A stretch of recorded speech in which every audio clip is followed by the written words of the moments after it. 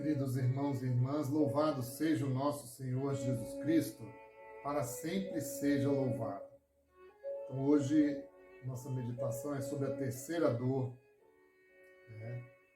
Vocês estão vendo aqui o momento que foi essa terceira dor, que foi a perda e reencontro do menino Jesus.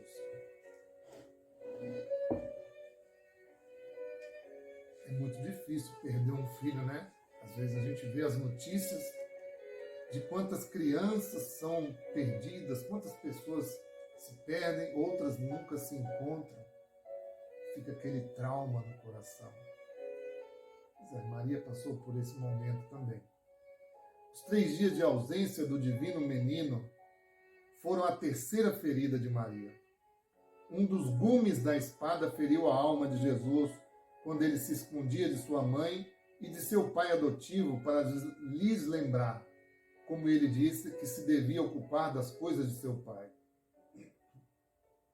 Mas se é certo que o céu também pode jogar às escondidas, o outro gume da espada era, para Maria, a dor de ter perdido seu filho e procurá-lo.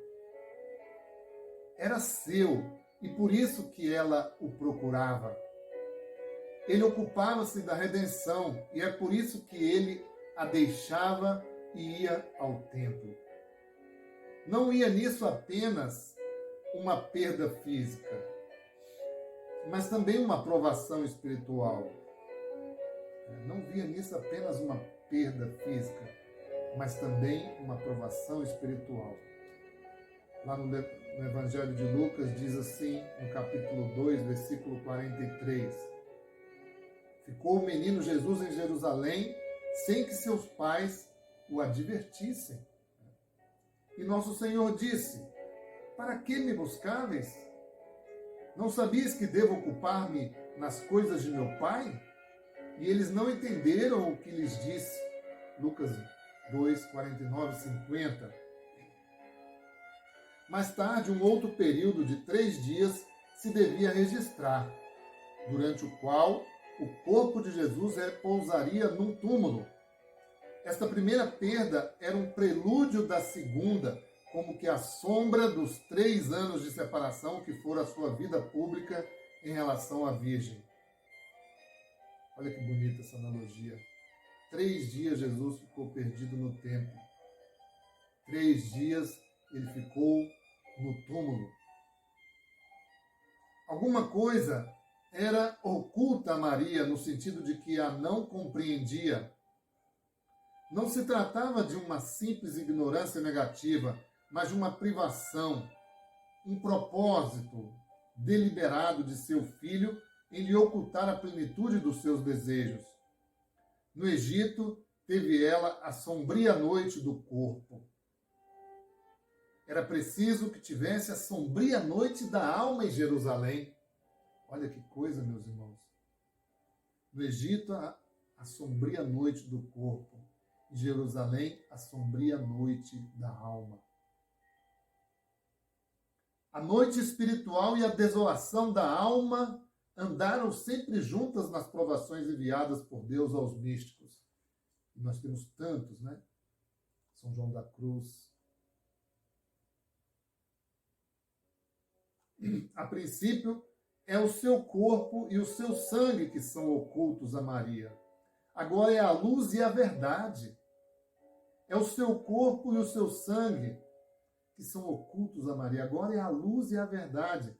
Se a segunda ferida faz dela a companheira de todos os refugiados, vimos na segunda ferida, errando pelas estradas do mundo, esta terceira ferida iria levantá-la à companhia dos santos. A sombra da cruz começava a projetar-se na sua alma. Não é apenas o seu corpo virginal que devia pagar caro o privilégio da sua imaculada conceição. Também a sua alma sofreria para vir a ser a sede da sabedoria. A espada de 2 gumes atinge as 2 almas, no doce bater de um mesmo ritmo. Certo dia no Gólgota, chamando Cristo a si os pecados dos homens, Sentira o pessimismo do ateu, o desespero do pecador, a solidão do egoísta e reunirá todas as dores do isolamento num grande grito. Meu Deus, por que me abandonastes? Também Maria deve experimentar essa solidão e abandono, não apenas na perda física de Cristo, mas ainda na obnubilação de todas as consolações. Assim como na cruz, ele privará a sua natureza humana de toda a alegria que lhe podia vir da sua divindade, assim também privará sua mãe de todas as alegrias relativas às coisas de seu pai. Se o gume da espada reservado a Cristo era o abandono, o dela era a noite. Por isso que a gente fala de Jesus Cristo crucificado e abandonado. E chama Maria de desolada, né? Desolada. Né? Tem uma música assim. Diz o Evangelho que caiu a noite sobre a terra, quando ele na cruz ergueu as alturas do seu grito supremo. Agora é a noite que invade o espírito de Maria, porque o seu próprio filho quis esse eclipse do sol. É quase uma pergunta que ele lhe faz ao dizer-lhe: por que me buscáveis? Suspenso mais tarde na cruz entre a terra e o céu, devia Jesus sentir-se abandonado por Deus e repelido pelos homens. Assim, Maria, por uma só palavra da divina espada, é abandonada por aquele que é ao mesmo tempo Deus e homem. A sombria noite dos santos não é igual à noite dos pecadores. Nos primeiros não há luz, mas há amor. Há amor. Não há luz, mas há amor. É muito provável que essa noite mística que a espada fazia então entrar na alma de Maria desse lugar nela a atos de tal modo heróicos de amor que eles a elevaram a todos os tabores. Elevaram a novos tabores, nunca anteriormente entrevistos. Pode a luz ser, por vezes, tão brilhante que nos segue. Né? Eu lembro até do Vitório falando sobre isso. Às vezes a luz de Deus é tão forte que pode nos cegar. Se a gente não... Né? Quando a gente toma aquela farolada no olho assim, a gente fica meio que cego. Né? Perde um pouco a visão. Então pode a luz ser por vezes tão brilhante que nos segue. A incompreensão de Maria, ouvindo a palavra de Jesus, era menos devida a uma falta de clareza do que a um excesso de luz. A razão humana, chegada a certo ponto, nem sempre pode descrever o que se passa no coração humano. O próprio amor humano, nos seus mais altos momentos de êxtase, não pode exprimir com palavras. A razão pode compreender palavras, mas não o verbo com letra maiúscula. Ora, diz no Evangelho que aquilo que Maria não compreendia era o que dizia o verbo. Como é difícil de compreender a palavra quando ela se divide em palavras. Maria não compreendia por que é que o verbo a elevava acima do abismo da razão e a arrastava por sobre esse outro abismo incomensurável que é o Espírito de Deus. A uma tal distância, a sabedoria divina, na sua expressão humana, pode dizer o seu segredo. Do mesmo modo que São Paulo não podia contar a sua visão do terceiro céu. As palavras eram incapazes de exprimir inteiramente por si a significação do verbo. Para provar que essa noite não era de ignorância, acrescenta o Evangelho, e sua mãe conservava todas estas coisas no seu coração. Lucas 2:51. Há determinadas coisas que a gente não consegue explicar, só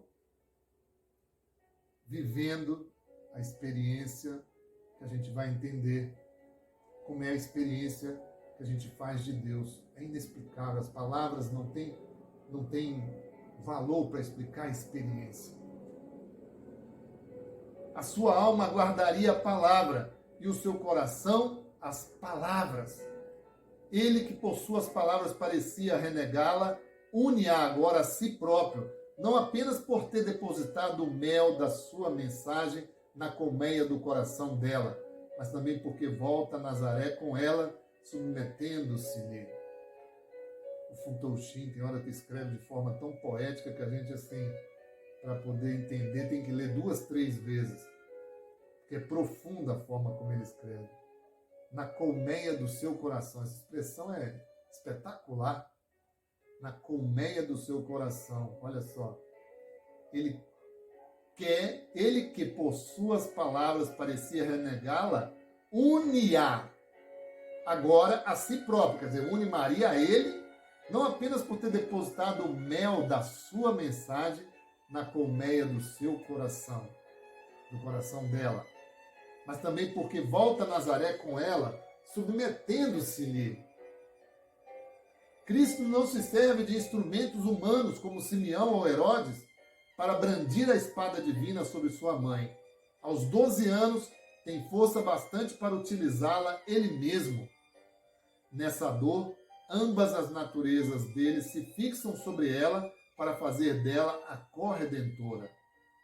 A sua natureza humana na perda física, a sua natureza divina na noite sombria da alma.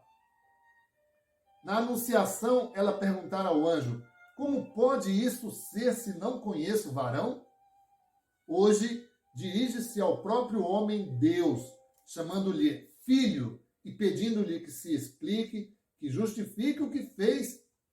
Maria tem consciência de ser mãe de Deus. Onde quer que haja santidade, há familiaridade com Deus. E essa familiaridade é maior ainda na dor do que na alegria.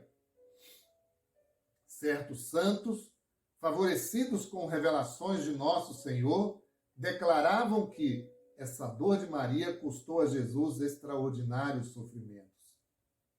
Ali, como sempre, trespassou ele o seu próprio coração antes de trespassar o de sua mãe, como o propósito de ser o primeiro a conhecer essa provação, a dor que mais tarde iria sofrer de abandonar sua mãe depois das 3 horas de agonia na cruz, era então antecipada por esses 3 dias de separação.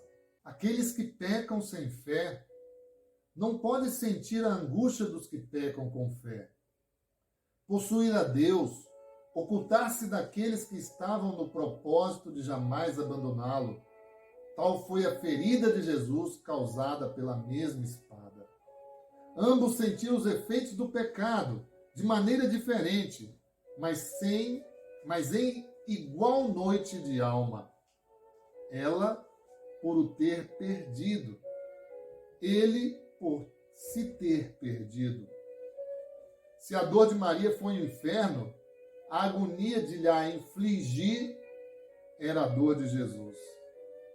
A Santíssima Virgem tornou-se refúgio dos pecadores por ter aprendido o que é perder Deus e tornar a encontrá-lo. Cristo tornou-se o Redentor dos pecadores por ter conhecido a malícia, a vontade deliberada daqueles que ferem os seres a que amam, a quem amam. Sentiu e pode sentir a criatura. A Santíssima Virgem tornou-se o refúgio dos pecadores por ter aprendido o que é perder Deus e tornar a encontrá-lo. Cristo tornou-se o Redentor dos pecadores por ter conhecido a malícia, a vontade deliberada daqueles que ferem os seres a quem amam. Sentiu o que pode sentir a criatura ao perder a criatura. Maria perdeu Jesus na noite mística da alma e não na noite moral de um mau coração. A sua perda era a ocultação da face dele. ela não lhe fugia, mas mostra-nos ela que, quando perdemos a Deus, não devemos limitar-nos a esperar que Ele volte. Devemos ir procurá-lo. E é ela que, para a alegria de nossa alma, sabe onde o podemos encontrar. Então essa, meus irmãos, é a terceira dor de Maria. Que Deus os abençoe e tenhamos uma boa meditação.